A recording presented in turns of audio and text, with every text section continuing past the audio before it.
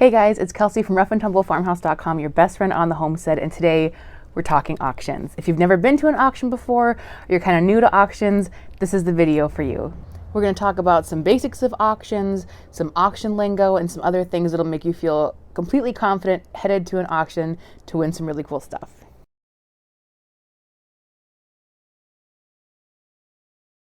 Now, I have a couple videos on here from auctions, particularly this one we go to called the Country Consignment Auction. We call it the Amish auction usually. It's put on by the local Amish community, well, it's about an hour away, and they do it to raise money for their school. We go twice a year. They have it the spring and in the fall, and it's so much fun. And so I will kind of cut some footage from the last time we were at that auction and show you some really cool things we got for an absolute steal at the auction this year. But so, okay, you're brand new to auctions. First thing you want to know is you need to bring your ID, because the first thing you're going to do when you get there is you're going to go to either like a building or a trailer or something to get your bidder number, and you need a photo ID to do this so that way you don't just bid on a bunch of stuff and run off without paying. So you need your photo ID with. You can get multiple numbers for one ID, so usually when we go I will ask for the same number because of my ID, because my husband and I are both going to be bidding on things. So we'll have the exact same number tied to the same ID, so that way you're not having to settle separate checks at the end of the auction. Once you get your bidder number, you are able to start bidding. Now, please be careful with your bidder number. It has happened to me twice, which is super embarrassing, that my number has fallen out of my pocket. There is nothing to stop a random person from picking up your number and bidding on a bunch of stuff, and then you are responsible for that because that is your number. So I started tucking it in my bra, actually, or a front pocket, somewhere where that thing is not going to slip out. Now, before we go and start bidding on things, you want to make sure that you're getting there early, depending on the auction. Now, this auction we go to is really fun because it has, I think, 3 different auctioneers going at different times, so things move pretty quick. That way you're not just sitting around waiting for them to get to the cast iron collection or whatever it is you're interested in bidding on. There's always something fun going on that you might be bidding on at this one. So you want to make sure that you get there early so you can scope stuff out, because it's so frustrating to get to the auction. We always get there late. We have 3 little kids. I can never find a babysitter for them, so we're always having to bring them to the auction, which is a thing in itself.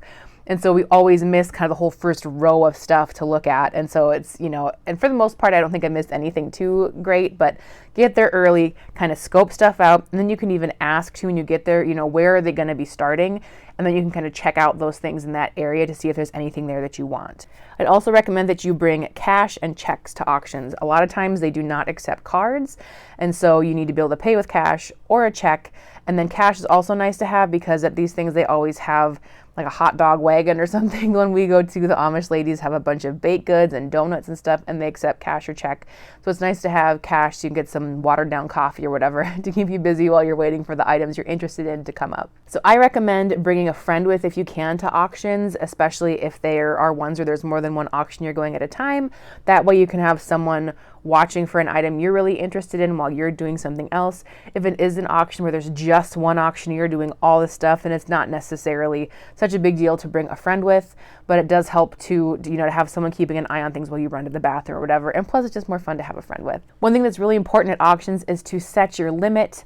I tend to have a problem setting a limit and sticking to one on items, but otherwise that's the issue. You get caught up in kind of the thrill of the moment and you start bidding way more money than you should on things you don't even necessarily need. So it's a good idea to have your limit set for an item and not go over that limit. Now, the reason why I break this sometimes is, you know, I'll say, okay, I'm not going to spend more than $15 on it. And someone's clearly kind of petering out around, you know, $16, $17. I'm like, well, really, what's $3 more, you know? So that's what gets you in trouble. But so set your limits and try really hard to stick to it, but also know if it's a thing you're going to regret. Like, I regret this one box. It was so cool. Inside it had like an old kind of kraut masher. It had the stack, the thing that I really wish I'd gotten. There were these 1940s. They were called ranch romance. They were these old kind of like just stories and stuff about ranch romances, and they were so charming. And I wish I'd gotten them, and there was some other like cool stuff in there, and I think it ended up going for $30. And I still regret not, because that was a lot for me. You know, we tend to get stuff for just a few dollars at auctions for those people, but I still really wish I'd gotten that. So if it's something that you're going to really regret later, maybe set a higher limit or give yourself like a little bit of wiggle room, but not too much, or you're going to spend way too much money. Now, when it comes time for bidding, don't be the first one to jump in. A lot of times they're going to start really high and then work their way down until they get a bite. So once someone bites, then I say it's fair game to hop in. Sometimes you might want to hop in kind of part way into the bidding. That's fine. It seems like they almost kind of frown upon it if it ends up, a few people might be bidding, and then it usually kind of whittles down to like 2 people. And if you sort of hop in as they're kind of winding down their bidding, it almost seems like that I know it's a little taboo. You can absolutely do it. But so, as it kind of, if 5 people are bidding on something and maybe a couple people drop out, that's a good time to hop in. But when it's just kind of like 2 people going back and forth, it's kind of a weird time to get in. So you got to kind of feel out the timing of when to hop in on stuff. If no one is bidding on something at all, it's okay to be the first person to say like, yeah, I'll give $5 for that. And no one else maybe is going to, chime in. So that's fine if it stays quiet for a while. Make sure you are loud. A lot of times at auctions, there's kind of the main auctioneer who's doing the like that guy. There's usually that guy or gal. And then they normally have a helper somewhere that's kind of helping keep tabs on people who are, bidding. But I've seen before where people, short people, unfortunately, have it kind of tough, or people who are quieter, they don't get seen. Don't expect them to just see your hand. I'd say like a hand wave and a yep, or a here, or a me, or a something. Pick your call sign and shout it out so they make sure that you get in on the bidding. Another tip I have for you at auctions is to be friendly with the auctioneers. At the Amish auction I go to, there's this guy named Dan who always does it's just like windrows of stuff out in this field. Tons of things. You never know what you're going to find out there. And I've been to this auction enough times, and he sees me at the auctions and kind of knows the things that I bid on, sort of, smaller homestead stuff or kind of just neat things. He also knows I'm a lot of times the person who at the end will get to this when they say like, who'll give me $1 for the pile. A lot of times I'm that lady because I just throw out or donate what I don't want and take the like 1 or 2 things that I actually think are kind of cool. That was the case at this last auction. I got for $1, or was it $2? I don't remember. This really cool little old loom, and of course it came with a bunch of other crap. So, but I got the cool loom for just a couple of bucks. But we'll get to that in a second. So anyway, just be friendly with the auctioneers. They tend to be, pretty sociable guys that are good at engaging a crowd, so that way they get higher prices on stuff. But so that auctioneer in particular knows what I'm kind of looking for, and so he will look for me in the crowd sometimes to see if I want to bid on something that he knows is kind of in my ballpark. So he's a pretty good auctioneer, and good auctioneers will do that. I recommend bringing a nice big vehicle if you can. Best time when my husband and I went, we were able to bring our pickup back when it was a little more roadworthy and we didn't have kids, and so we brought that there. Man, that was so exciting. It's like, what are we going to buy? There's nothing that's off limits. We can haul it home, no problem.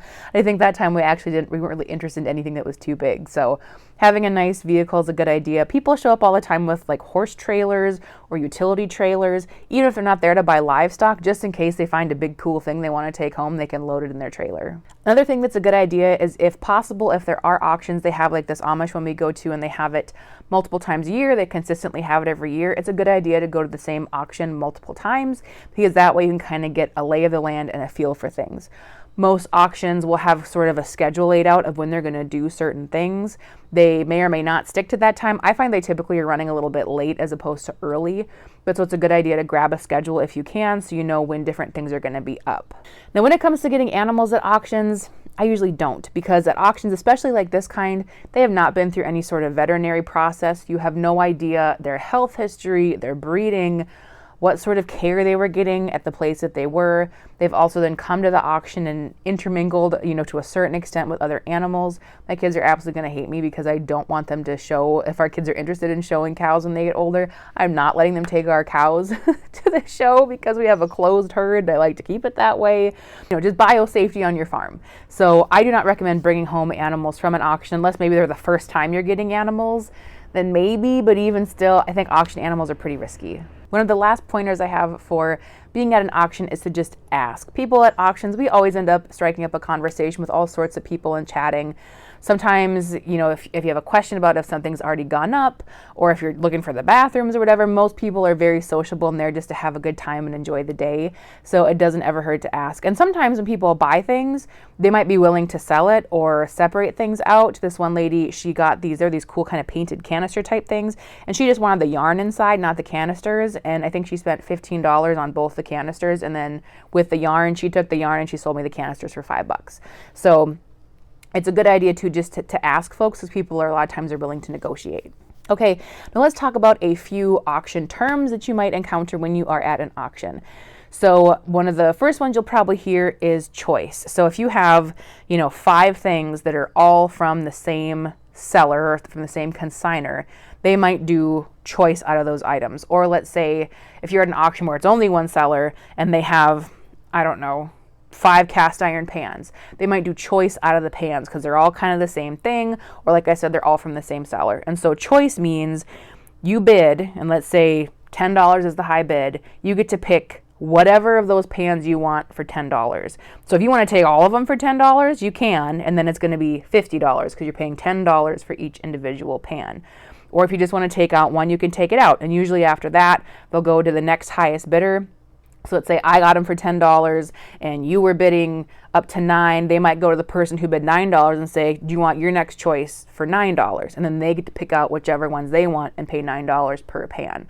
So that's what choice means. And it's kind of frustrating when they do choice a lot because that, especially if it's a mixed lot, if it's the same seller and there's 10 things that are really not related to each other at all, you might be bidding because you want to get the cast iron skillet and they're bidding because they want the cool little duck decoy, and you bid each other up and have no idea that neither one of you really wants the other person's thing, but you don't know that. So I don't like choice for that reason. It's really frustrating, but it is a good way for the auctioneers to get more money for their sellers by using choice. The next thing you want to know about is times the money. And so that's something, again, that they might do if they have multiples of things. At this Amish auction, they do this a lot, and they have a section where they're selling canned goods and food and things like that from the Amish that they make. And so they might hold up a can of green beans and say, can of green beans, we got five times the money. So when you're bidding on that can of green beans, let's say you get it for $1, it's actually $5 because there are 5 cans of green beans that are going up, not just one, because it was 5 times the money. So you're spending $5. Or if they hold up, I don't know, a bushel of apples and they say it's 2 times the money, and you bid $10 as the winning bid, well, you're actually paying $20 because it was 2 times the money, which means you were getting 2 bushels of apples for $10 a piece. The last thing is the pile. And this is, like I said, the one that I tend to get a lot. This is a lot of times this happens if they're doing choice on things and people have kind of picked out all the stuff they want and nobody's taking anything else. They'll say, okay, who will give me $5 for the pile? $5 for the pile. And that'll be everything that's left over there. And then they'll keep dropping it down if no one wants it. $3, $2, $2. Who will give me $1? And don't be afraid to say, I'll give you $1 for it, because a lot of times the auctioneer just wants to move on and write it all in his book and you can head on down. So that's what the pile means. It's all that crap that's there. And you do have to take all the crap. If you do not pick up all the things that you have bid on, they know, they have numbers, they write your numbers on the items a lot of times.